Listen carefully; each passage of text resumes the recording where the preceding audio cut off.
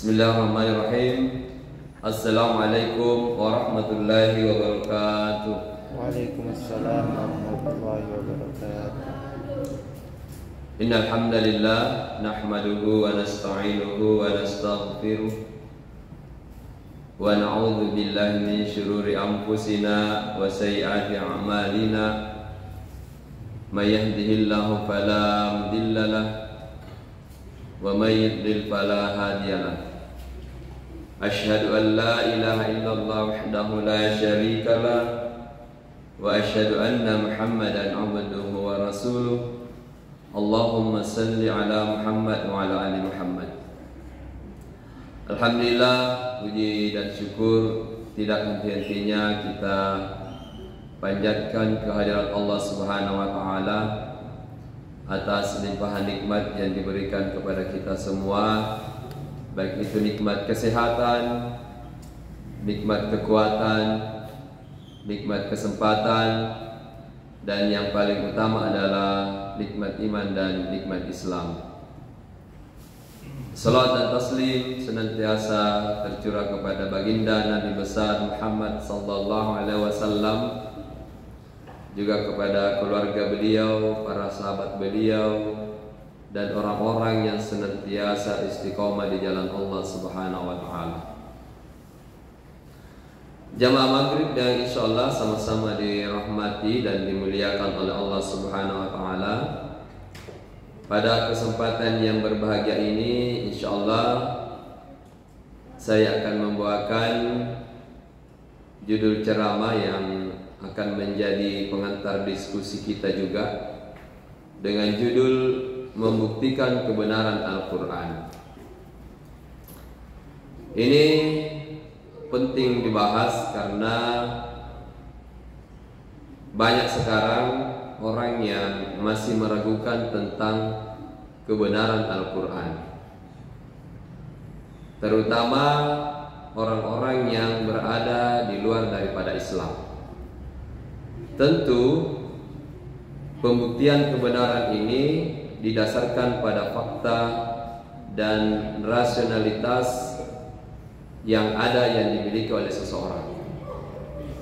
Kalau sesuatu informasi itu masuk akal, maka insya Allah itu akan semakin meyakinkan kita bahwa apa yang dibahas itu rasional dan bisa diyakini tanpa keraguan-raguan.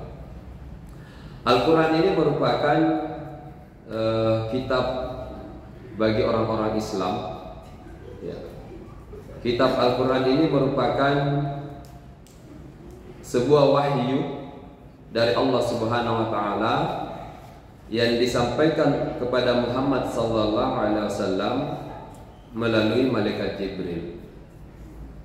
Dan kita harus meyakini bahwa Al-Quran ini betul-betul merupakan bersumber dari Allah, bukan karya, bukan buatan Muhammad sallallahu alaihi wasallam, bukan karangan Muhammad.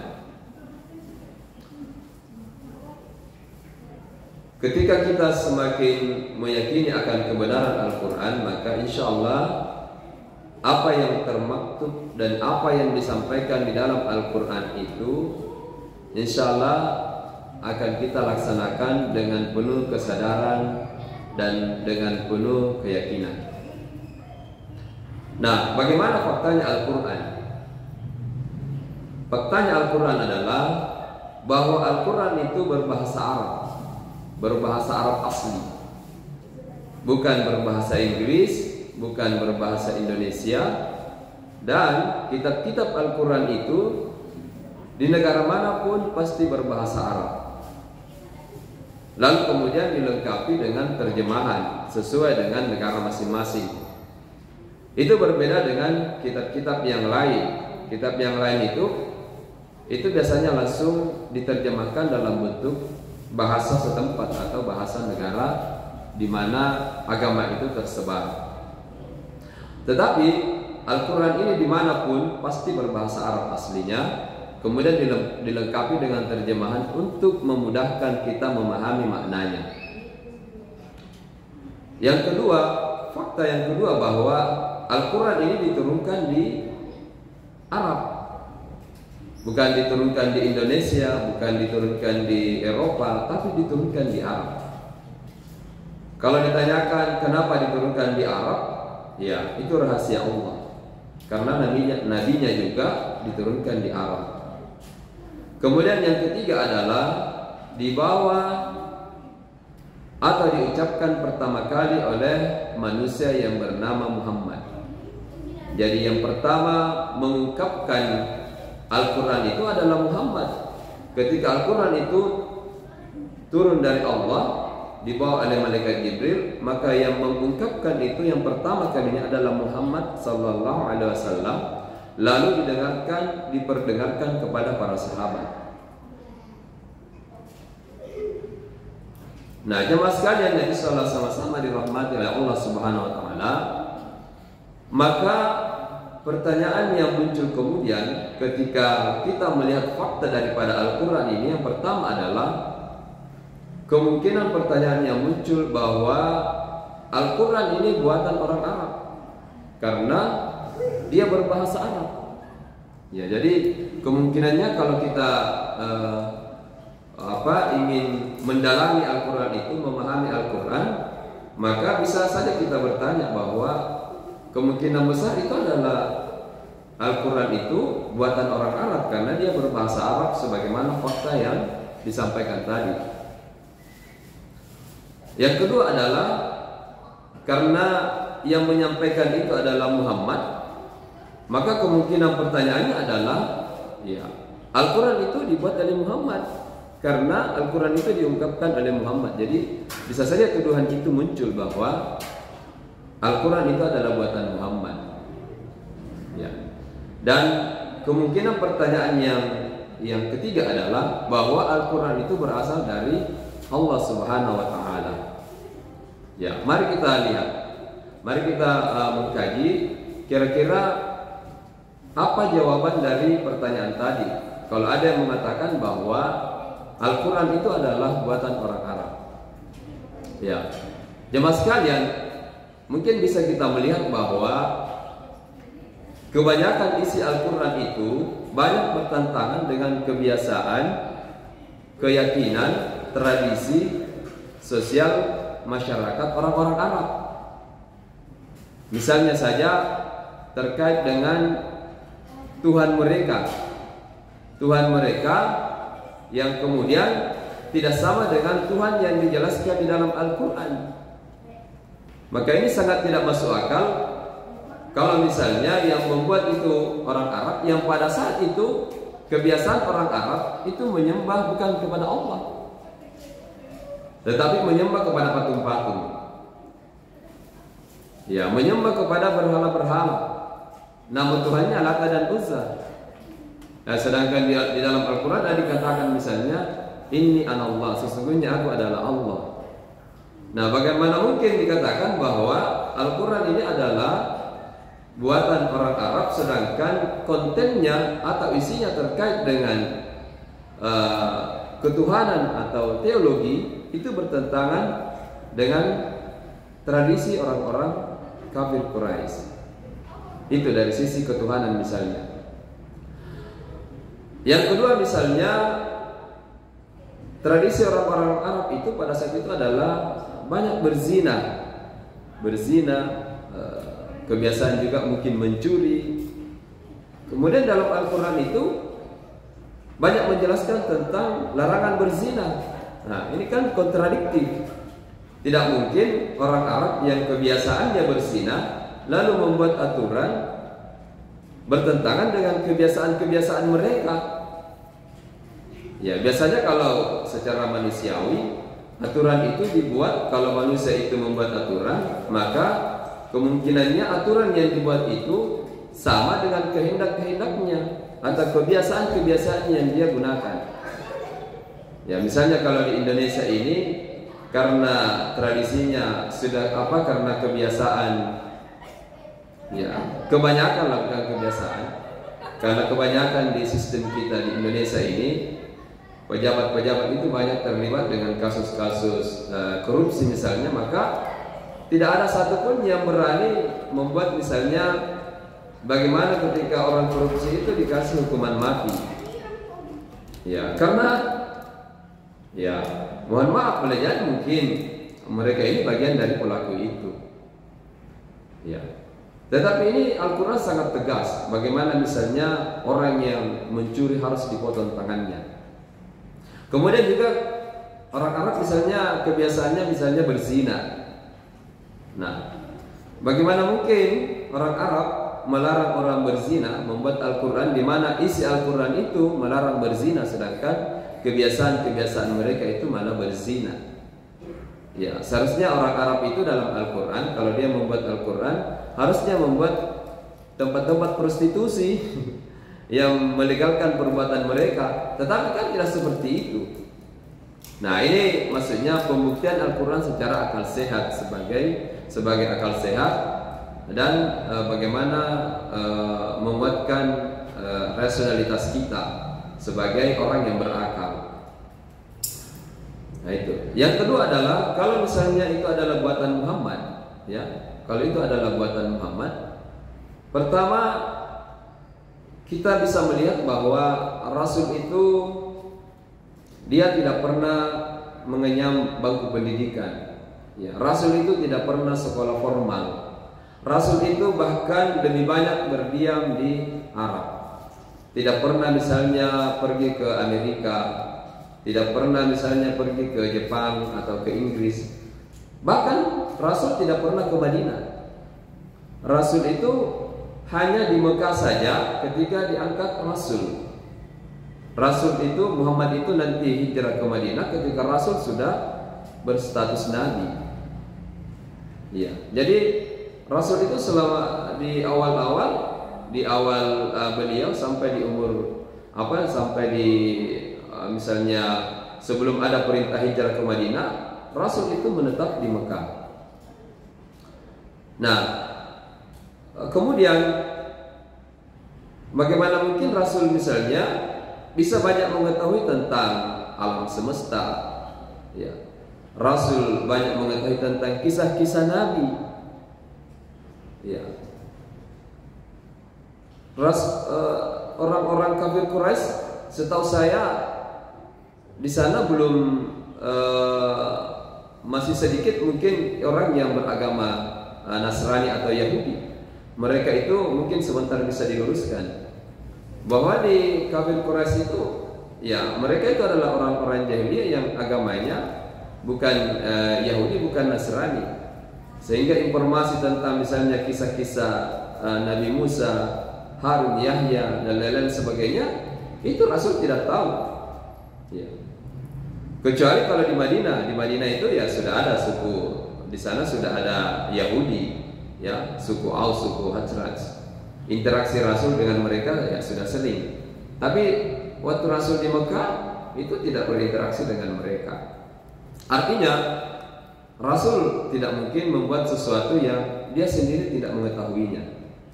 Ya, ini sangat impossible. Belum Rasul itu dikenal dengan umminya, ya. Artinya dia tidak bisa baca, tidak bisa menulis, ya. Karena memang bahasa Arab pada kenyataannya memang susah dipelajari.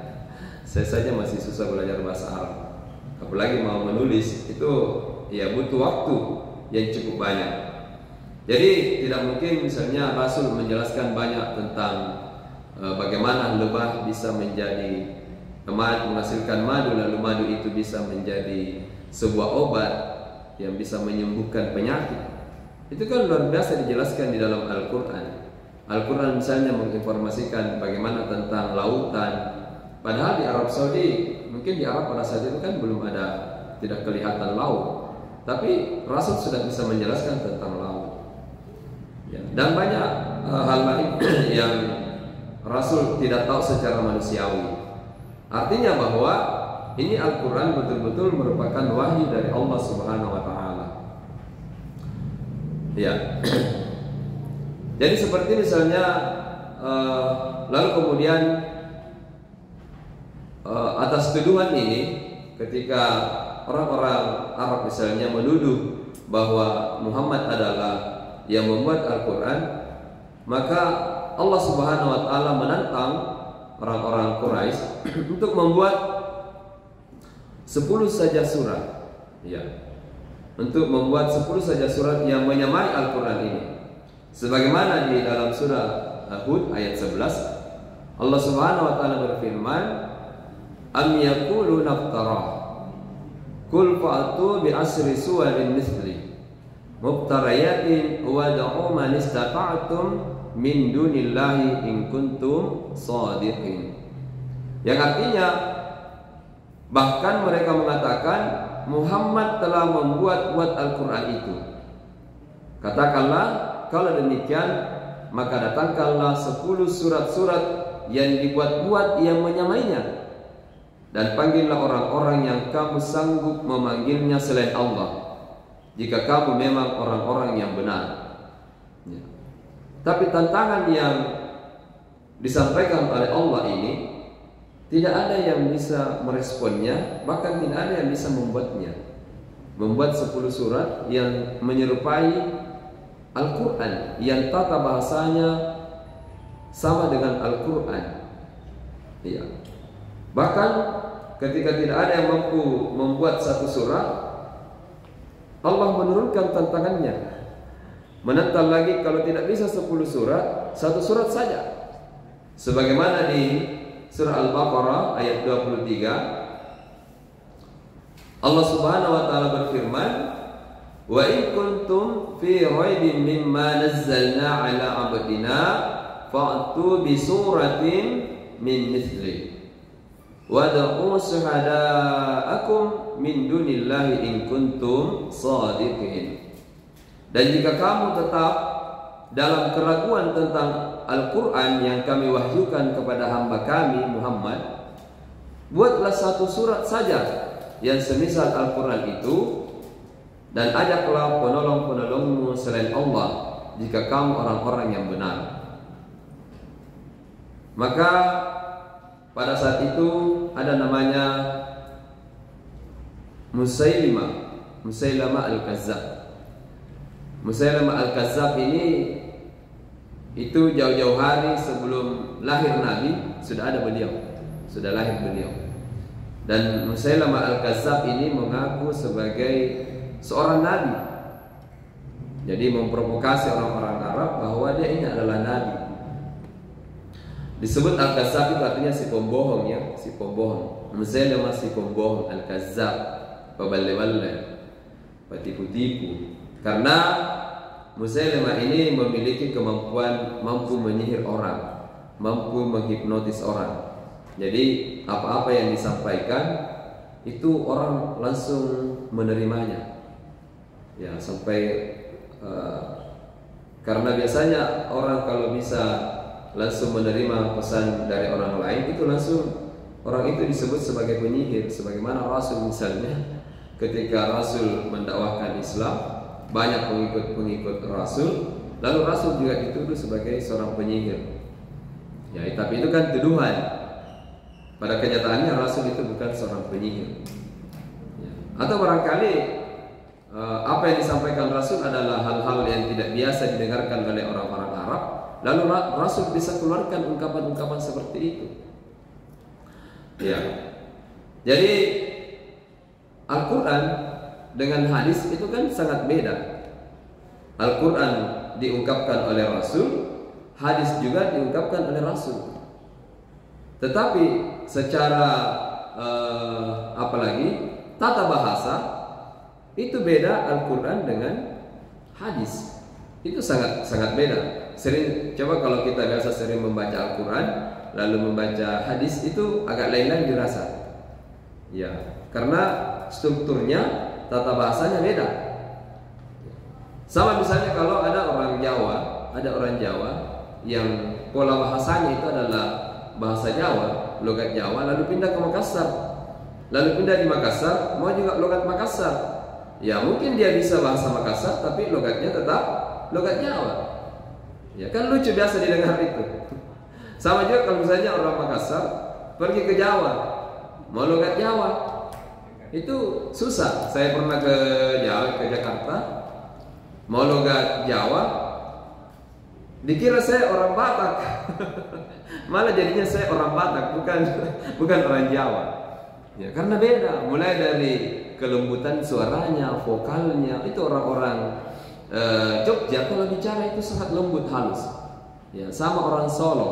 Orang Solo itu lembut dan halus. Sampai-sampai dia mau kita bunuh, tetapi kayak dia pahlawan tak. Mama kita tusuk, tapi ketong belum bagaimana bunuh. Ya, mama kita hancurkan, tapi masih kita percaya karena saking lembutnya kalau dia ngomong. Itu orang Solo. Sama orang Bone katanya, kalau orang Bone itu kalau marah, tidak tahu kalau dia marah. Nah cabut pribadinya baru tahu bilang marah gitu. Itu beda kalau orang Makassar. Orang Makassar itu memang suaranya keras, walaupun baik maksudnya, kata-kata yang keluar itu keras. Sama orang Jeneponto misalnya, keras kalau mengeluarkan nada, tapi sebenarnya baik orangnya.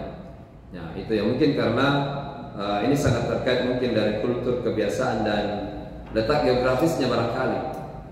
Orang yang tinggal di pantai itu kecenderungannya besar suaranya. Kenapa kecenderungannya besar suaranya? Karena kalau dia kecil suaranya tidak bisa kedengaran karena terhalang oleh suara ombak. Jadi harus teriak.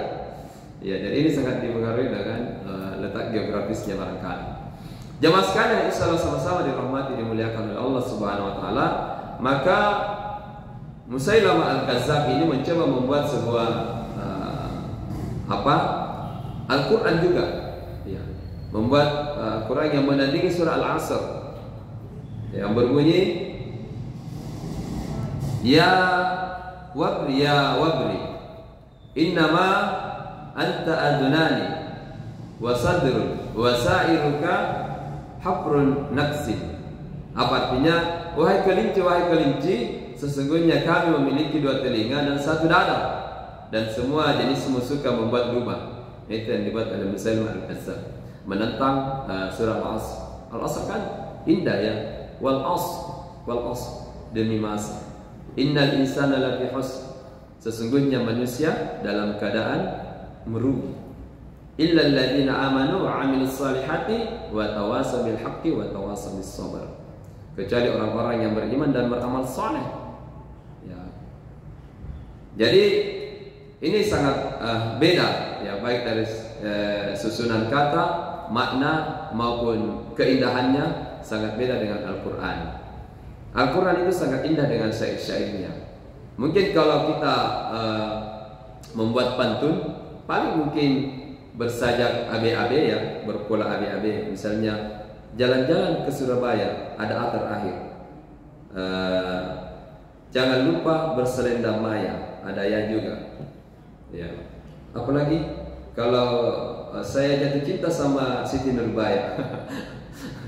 Saya rela diterkam buaya asal ku dapat Siti Nurbaya. Kan ada dasar gitu. Yang pantun-pantun anak muda. Itu paling 4 baris. Tapi coba amma yatasaalun misalnya atau wadduha. Wadduha wal laili idza saja.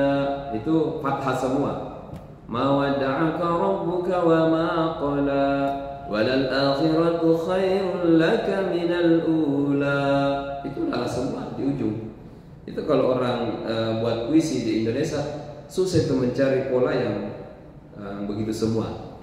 Nah, ada yang mencoba juga yang biasa membuat merangkai kata-kata seperti Rijal Jamal itu Jamal Rijal. Itu jauh juga kalau dia membuat kata-kata semuanya misalnya berakhiran a, an semua atas satu kalimat. Ya memang indah kelihatan. Ya jemaah sekalian, makanya kita sudah melihat bahwa bagaimana kemudian Rasul itu secara secara rasional tidak bisa membuat Al-Quran itu, tetapi betul-betul wahyu dari Allah Subhanahu wa taala.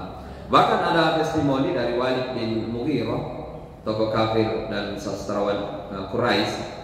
Beliau mengatakan bahwa aku adalah orang yang paling tahu tentang syair Arab. Tidak ada yang lebih pandai tentang hal itu kecuali aku. Sungguh apa yang dibaca Muhammad itu bukanlah ucapan manusia. Dia itu tinggi, tak ada yang lebih tinggi darinya. Jemaah sekalian, insyaallah sama-sama dirahmati dan dimuliakan oleh Allah Subhanahu wa taala.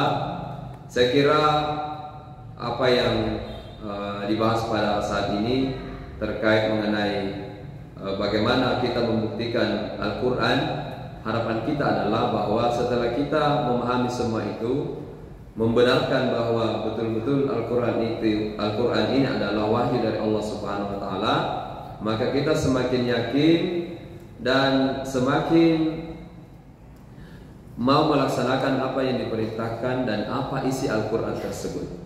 Tidak memilih dan memilah mana yang baik untuk kita dan mana yang merasa tidak cocok untuk kita. Jadi mentaati Allah itu bukan persoalan cocologi, yang mana cocok, yang mana tidak cocok, tapi persoalan bagaimana kita sebagai hamba Allah ini senantiasa sami'na wa ta'na, kita mendengarkan dan kita melaksanakan apa yang disampaikan di dalam Al-Quran. Sebagai kesimpulan, pertama bahwa Al-Quran itu terbukti bukan buatan bangsa Arab, juga terbukti bukan buatan Muhammad. Yang kedua adalah informasi-informasi masa lalu yang terbukti oleh sejarah maupun informasi-informasi yang berkesesuaian dengan ilmu pengetahuan modern hanya bisa dikabarkan oleh Sang Pencipta yang tahu segalanya. Ya, yang seperti tadi tentang bagaimana madu dan lain-lain sebagainya, setelah diteliti betul-betul punya khasiat untuk kesehatan. Kemudian yang ketiga adalah kita kemudian ketika meyakini bahwa Al-Quran itu adalah sesuatu yang betul-betul dari Allah Subhanahu wa taala, maka kemudian apa yang ada dalam Al-Quran itu kita senantiasa mengikuti dan melaksanakannya. Demikianlah apa yang kami sampaikan. Mohon maaf atas segala kekurangan. Billahi taufiq wal hidayah. Wassalamualaikum warahmatullahi wabarakatuh.